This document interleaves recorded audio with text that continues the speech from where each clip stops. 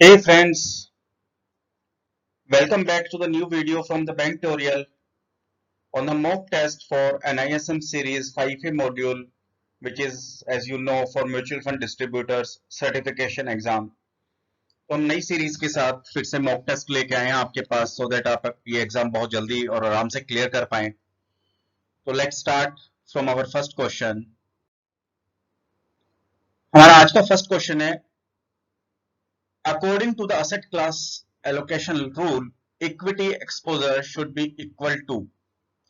देखिए एक बहुत सिंपल सा क्वेश्चन है, इसका फॉर्मूला है, ये आपको याद ही करना पड़ेगा कि जब भी हम एसेट एलोकेशन करते हैं तो इक्विटी का कितना एक्सपोजर होना चाहिए, ये किस पर डिपेंड करेगा या किस पर करना चाहिए एसेट एलोकेशन.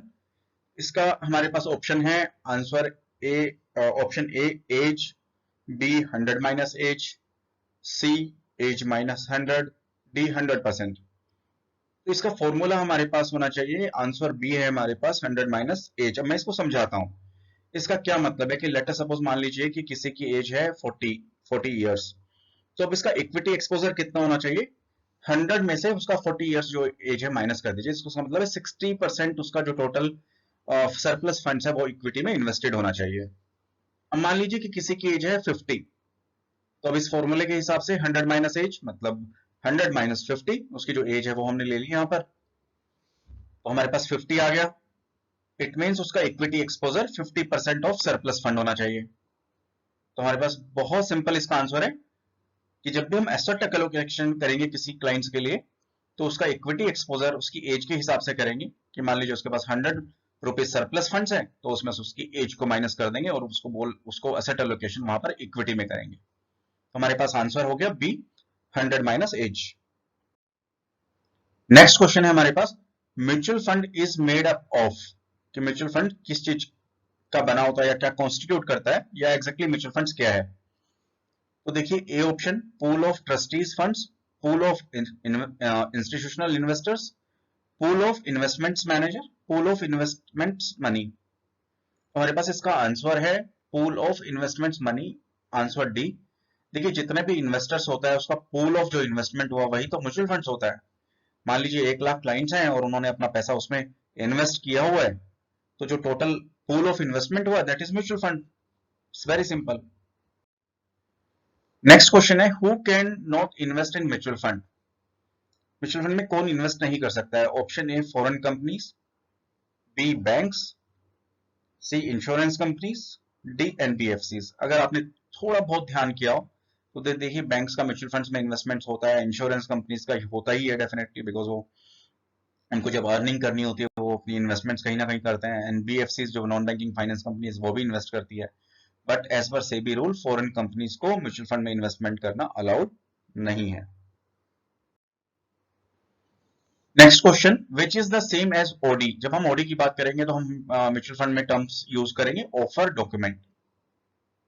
तो हमारे पास ऑप्शन है A S I D, scheme information document, then B S I D plus A I, scheme information document plus statement of additional information. Option C S A I, again statement of additional information, and D KIM summary of S A I plus S I D. तो देखिए इसका answer है B हमारे पास, S I D plus S A I.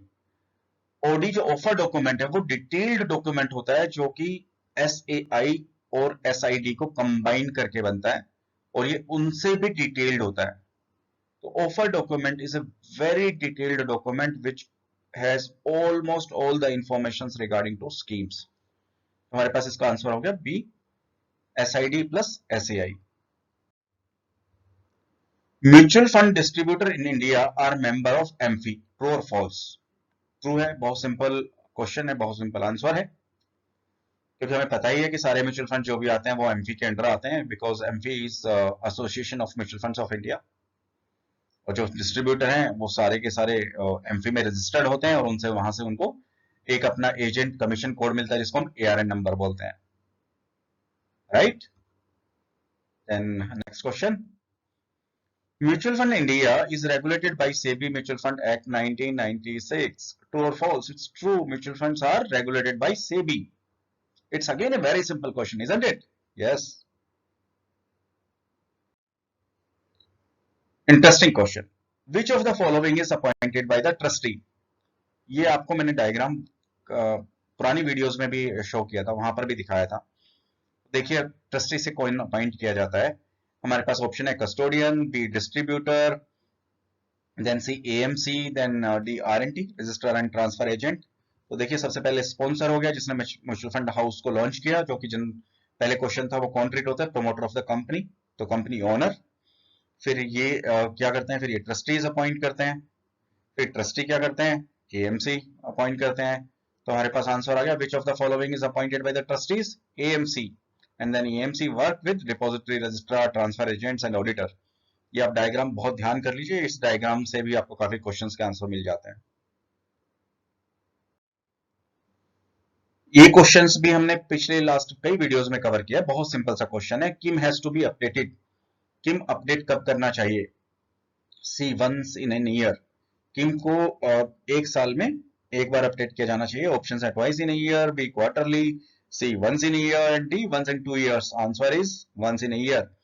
But एक trick है यहाँ पे, देखिए छोटा सा, अगर इसमें क्वेश्चन में आ जाए कि अगर किम में कोई मटेरियल चेंजेस हो तो कब अपडेट करना है, तब उसका आंसर हो जाएगा मटेरियल चेंजेस का मतलब कोई बहुत सिग्निफिकेंट चेंजेस, तो वो इमीडिएटली अपडेट होगा, as and when these material changes takes place. तो उस सिचुएशन में तो as and when material changes takes place, अगर अदरवाइज अगर वो कोई मटेरियल चेंजेस नहीं है तो किम को जो अपडेट करना है वो वंस इन एन ईयर करना है। Answer is C. हाँ, next question simple, which of the following is more risky, liquid fund, index fund, growth fund, gilt fund. देखिए लिक्विड फंड हमेशा हमने लास्ट टाइम भी देखा था, बहुत शॉर्ट टर्म फंड्स होते हैं, डेट सिक्योरिटीज होती है, लीस्ट रिस्की होते हैं। इंडेक्स फंड्स भी रिस्क बहुत कम होता है, बिकॉज ये कोई इंडेक्स को मिरर करते हैं, जैसे Nifty, Sensex, Nifty 50। Growth fund equity fund है जिसमें बहुत एग्रेसिव कॉल्स ली जाती हैं, बहुत अच्छा स्टॉक सिलेक्शन किया जाता है, ऑब्जेक्टिव कैपिटल एप्रिसिएशन का होता है, तो ये हमेशा काफी रिस्की रहते हैं। तो definitely growth funds are always more risky. And the gilt option, gilt अगर आप देखते हैं तो डेट फंड्स हैं which only invest in bond and fixed interest bearing securities, जो कि सेंट्रल गवर्नमेंट द्वारा, स्टेट गवर्नमेंट के द्वारा इश्यू की जाती है। तो गिल्ट फंड में तो कोई आपका रिस्क ही नहीं है, because what ever is issued by the central governments are always have a guarantee. Answer is C. What is risky? Growth fund, that is equity. Next question is the material changes in came to be updated. अभी हमने देखा था last time, अगर कोई material changes नहीं है तो once in a year, और अगर material changes है तो whenever material changes takes place. तो ऑप्शन है हमारे पास A once in a year, B half yearly whenever material changes takes place, and D once in 2 years. तो क्योंकि यहाँ पे मटेरियल चेंजेस हुए, कोई किम में बहुत ज्यादा चेंजेस किए, सिग्निफिकेंट चेंजेस हुए, तो जब भी चेंजेस होंगे तभी किम को अपडेट करना है। If an investor wants full exposure to of gold, his investment should be into। देखिए अगर किसी इन्वेस्टर को चाहिए कि मेरा फुल एक्सपोजर गोल्ड में ही रहना चाहिए, तो उसका इन्वेस्टमेंट कहाँ होना चाहिए। तो देखिए इसके अंदर हम हमारे पास जो ऑप्शन हो गए, हमारे पास gold ETF, then B physical gold, then C share of the gold mining company, and D all of the above. और इसका आंसर है हमारे पास all of the above, because उसने पहले ही बहुत रिस्की सिलेक्शन किया हुआ है कि मेरा टोटल एक्सपोजर गोल्ड में होना चाहिए। तो उसके डाइवर्सिफिकेशन के लिए हमारे पास gold ETF, gold exchange traded fund भी होने चाहिए, फिजिकल गोल्ड भी होना चाहिए, share of gold mining companies भी होना चाहिए, and all of the above. तो हमारे पास ये आंसर आ गया हमारा डी। ये देखिए थोड़ा टेक्निकल क्वेश्चन है, कोशिश करते हैं इसको। Investors 1 lakh rupees in a debt funds after 3 year 365 days its value is। कहने का मतलब हो गया कि अगर क्लाइंट 1 लाख रुपए इन्वेस्ट करता है in debt funds after 365 days its value is 1,07,756। What is the CAGR. इसका सीएजीआर क्या होगा। तो देखिए इसमें हमारे पास 7.75, then option B 7.47, C 10 to 20% with indexation, then D insufficient data. देखिए एक तो 365 डेज है तो लेस देन 3 ईयर, तो इंडेक्सेशन का तो मतलब ही नहीं है, तो सी ऑप्शन खत्म हो गया हमारे पास। और सीएजीआर का फुल फॉर्मूला हमारे पास है एंड वैल्यू। एंड वैल्यूज लगा लीजिए आप और उसको डिवाइड कर दीजिए। किससे करेंगे आप डिवाइड, उसकी जो प्रिंसिपल वैल्यू है उससे, और उसका जो आंसर आता है उसको 1 divide by N, where is N is n is the number of compounding periods. So अब 365 days यहाँ 1 ही आ जाएगा आपका, n minus 1. So you got my point. 107756 divide by 1 lakh. तो हमारे पास ये कितना आ जाएगा, हमारे पास 7.75 इसका आंसर आ जाएगा if we have this formula, right? Means आप ये फॉर्मूले से आप चेक कर सकते हैं. नेक्स्ट क्वेश्चन है हमारे पास, if an investor invest 10 lakh rupees in equity mutual funds at 3:30 PM through outstation cheque, he will get NAV of. तो ये हमने टेबल से डिस्कस किया था कि देखिए इक्विटी स्कीम है, 330 है और हमारे पास 1 करोड़ का चेक है, आउटस्टेशन है.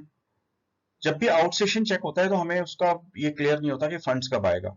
तो इसमें नेक्स्ट डे की तो हम कभी NAV कमिट कर ही नहीं सकते एज पर द टेबल. तो इसका मतलब जब भी आप आउटस्टेशन चेक देखें इसमें तो आंसर आप लगा दें कि जब भी फंड्स की डेट रिलाइज होगी तब भी जब भी फंड्स क्रेडिट हो जाएंगे. तो देखिए इसमें ऑप्शन है same day closing value, funds gets credited, previous day closing value, next day closing value. देखिए answer is B, if amount is greater than और equal to 2 lakh the NAV of the date when the funds gets credited. और ये outstation cheque है, cut off time निकल गया है, तो जब भी फंड्स क्रेडिट होंगे उस दिन का ही उसको NAV मिलेगा. Trail commission to advisor helps in, trail commission advisor को किस चीज में हेल्प करता है, retaining of investors for a long term, portfolio churning, new client acquisition, none of the above. तो देखिए retaining of the investors for a long term, क्योंकि भाई ट्रेल कमीशन में क्या हो गया कि जितने टाइम तक कस्टमर एडवाइजर के पास, डिस्ट्रीब्यूटर के पास इन्वेस्टेड रहेगा तब तक उसको कमीशन आता रहेगा. तो इसलिए किस चीज में हेल्प करता है ट्रेल कमीशन एडवाइजर को, for the retention of the investors for a long term.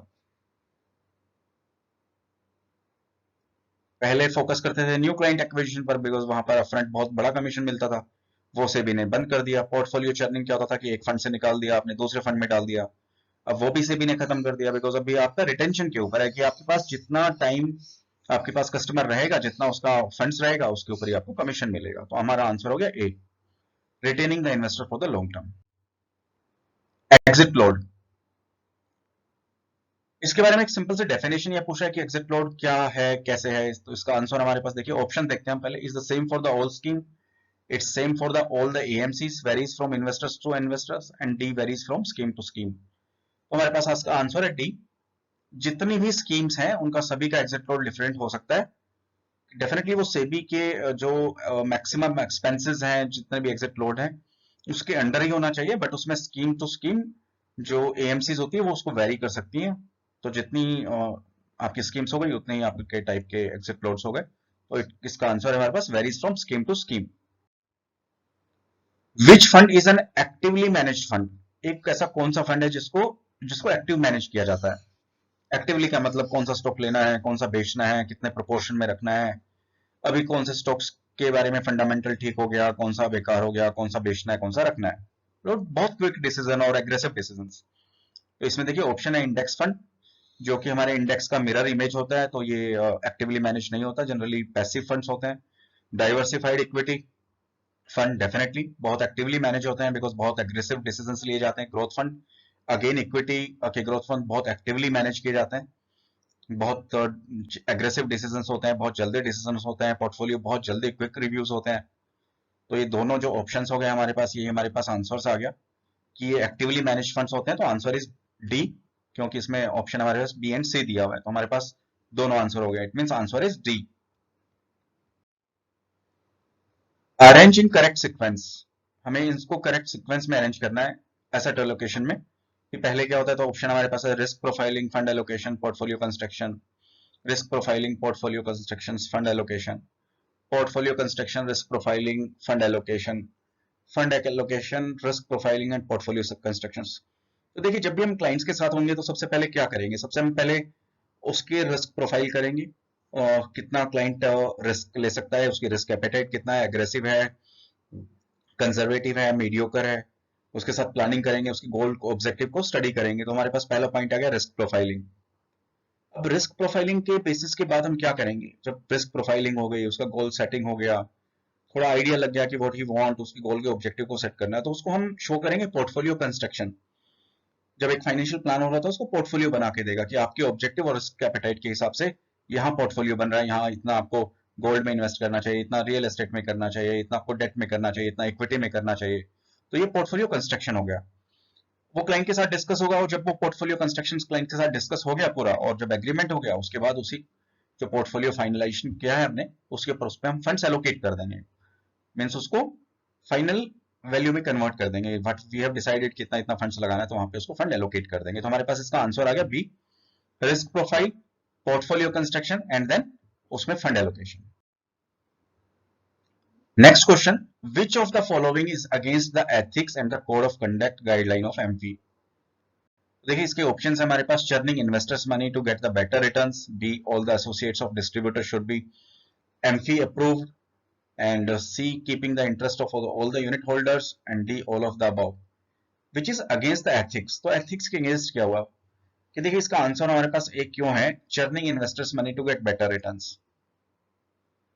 हम एक क्लाइंट के फंड्स को बार बार चर्न करते रहे। पहले क्या करते थे, जब ब्रोकर्स डिस्ट्रीब्यूटर होते थे, ये लोग क्लाइंट्स का पैसा चर्न करते रहते थे to get to invested in new schemes and to get better commission. तो उन क्लाइंट्स को जो इन्वेस्टर्स होते थे उनको वो ये गाइड करते थे इसमें बेटर रिटर्न आएगा, तो आप यहाँ से फंड सब मूव कर लीजिए और दूसरे स्कीम में लगा दीजिए, सो दैट उनका कमीशन बनता था। तो ये this was the against the ethics and the code of conduct guideline of MP. तो वो एक्चुअली प्रोहिबिटेड था, that should not have been done. तो हमारे पास आंसर है A, churning investors money to get better return. और दूसरा देखिए बाकी अगर ऑप्शन देखते हैं तो keeping all the interest of the unit holders, yes होना चाहिए। All the associates of distributor should be FP approved. हमें पता ही है कि डिस्ट्रीब्यूटर और एसोसिएट्स जितने भी होते हैं वो एमपी अप्रूव्ड होने चाहिए, उनके पास रजिस्टर होना चाहिए। हमारे पास नेक्स्ट क्वेश्चन है, minimum contribution of A sponsor in an AMC should be. Sponsor का जो कंट्रीब्यूशन होना चाहिए एएमसी में वो कितना होना चाहिए, तो इसका सिंपल आंसर है 40%। ये हमें याद करना है कि जो भी स्पॉन्सर होगा जो फंड हाउस को लॉन्च करेगा उसका कंट्रीब्यूशन एएमसी में 40% होना चाहिए। तो answer is C. Next question is, PAN card is not required in case of, option A NRI, B minor and senior, option C senior citizen और senior corporate institution and trust, and D none of the above. इसका answer हमारे पास D है। देखिए इसका answer D क्यों हुआ, pan card is not required in case of, pan card is always required. जब भी आप म्यूचुअल फंड में इन्वेस्ट करेंगे pan card is mandatory. Then it's mandatory for NRI, it's mandatory for minor and senior, it's also mandatory for citizen, corporates, institution and trust। इसलिए क्योंकि सभी के लिए मैंडेटरी है, इसलिए हमारा यहाँ पर आंसर आ गया D, none of the above. FMP can give better interest than a bank deposit. देखिए एफएमपी क्या हो, fixed maturity plan, close ended funds हो गए, डेट फंड्स हो गए, हमारा एक टेन्योर फिक्स हो गया। एक हमारा बैंक डिपॉजिट है जिसको हम बोलते हैं जनरली सेफेस्ट डिपॉजिट। तो एफएमपीज का ऑब्जेक्टिव ही will always be to get better return than bank deposit. Otherwise client bank deposit ही कर लेगा, why will take risk and will do FMPs जिसकी एनएवीज अप एंड डाउन होती है। It means FMP is actually has an objective to give little bit better interest or better return as compared to bank deposit। हमारे पास answer आ गया 8। This is statement is true।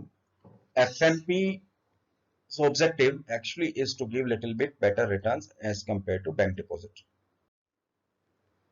The insurance associated with the new pension schemes are regulated by। तो देखिए new pension scheme को किसको बोलते हैं, एनपीएस, नेशनल पेंशन सिस्टम।